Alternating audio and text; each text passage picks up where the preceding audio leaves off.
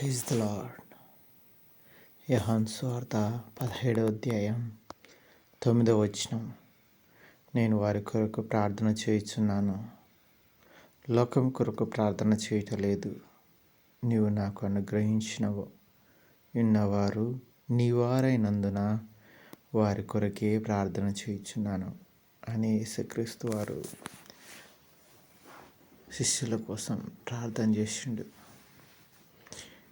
ఇది యేసుక్రీస్తు వారు ప్రధాన యాజకుని పోలి ప్రార్థన చేసి ఉన్నారు. దాన్ని బట్టి దేవునికి స్తోత్రం. నేను వారి కొరకు ప్రార్థన చేయుచున్నాను. వారు అంటే ఎవరు? తండ్రి దేవుడు యేసుక్రీస్తు వారికి అప్పగించిన శిష్యులు మరియు విశ్వాసుల కోసం ప్రార్థన చేస్తూ ఉన్నాడు. లోకం కొరకు ప్రార్థన చేయలేదు ఆ టైంలో. అంటే దేవుడు లోకం కోసం ప్రార్థన చేయడా? దేవుడు లోకం అంటే ఇష్టం లేదా అనేది కాదు, కానీ ఎందుకంటే లోకాన్ని ప్రేమించిండు దేవుడు. అందుకోసమనే యోహాను సువార్త 3వ అధ్యాయం 11వ వచనంలో దేవుడు లోకంని ఎంతో ప్రేమించును అని ఉంటుంది. లోకాన్ని ప్రేమించిండు, కానీ తన శిలువ మరణానికి వెళ్ళే టైంలో ఎవరి కోసం ప్రార్థించిండంటే విశ్వాసుల కోసం, శిష్యుల కోసం ప్రార్థించిండు.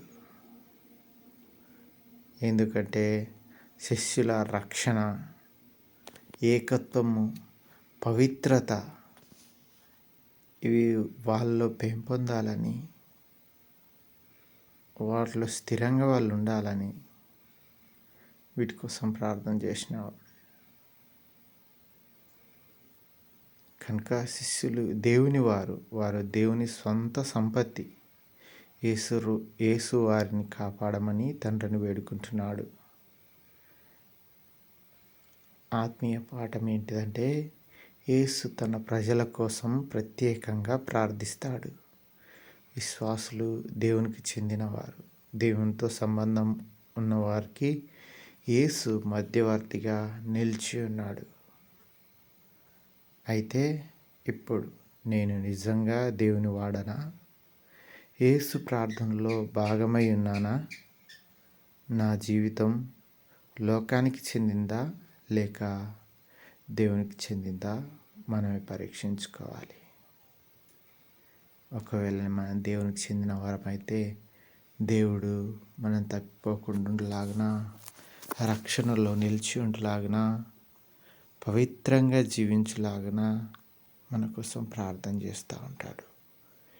ఈ ధన్యత యేసుక్రీస్తుని సొంత రక్షకునిగా అంగీకరించిన వారికి, నీవే నిజమైన దేవుడు ప్రభువా, నిన్ను నేను వెంబడిస్తాను అని నిర్ణయించుకున్న వారికి ఈ ధన్యత కలుగుతుంది.